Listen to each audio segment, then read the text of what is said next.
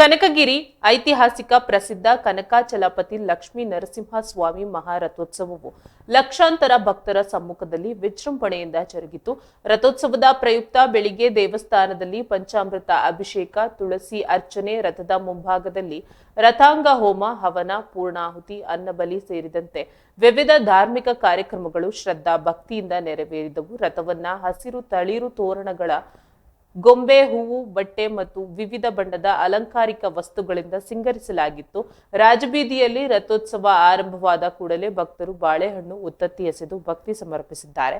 ರಥದ ಗಾಲಿಗೆ ತೆಂಗಿನಕಾಯಿ ಹೊಡೆದು ಹರಕೆ ತೀರಿಸಿದ್ದಾರೆ. ಸಂಜೆ 4:20ಕ್ಕೆ ರಥೋತ್ಸವಕ್ಕೆ ಚಾಲನೆ ನೀಡಲಾಗಿತ್ತು.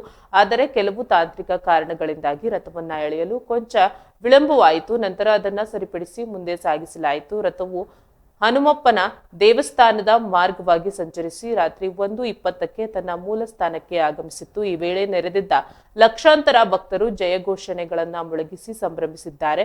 ಕೆಲವು ಭಕ್ತರು ತಂಗಿದ್ದ ಸ್ಥಳಗಳಿಂದ ದೇವಸ್ಥಾನದವರೆಗೆ ದೀಡ್ ನಮಸ್ಕಾರ ಹಾಕಿ ತಮ್ಮ ಹರಕೆಗಳನ್ನ ತೀರಿಸಿದ್ದಾರೆ. ಅಲ್ಲದೆ ಸಿಹಿ ತಿನಿಸುಗಳನ್ನ ಸಮರ್ಪಿಸಿ ದೇವರ ಕೃಪೆಗೆ ಪಾತ್ರರಾಗಿದ್ದಾರೆ.